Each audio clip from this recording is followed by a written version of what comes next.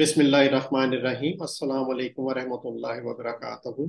अब हम सजदे के जिक्र को आगे बढ़ाते हैं।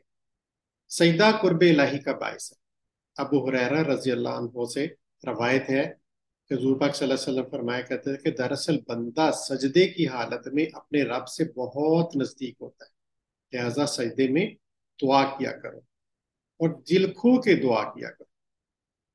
इसी तरह सजदा जन्नत में दाखिले का बायस है।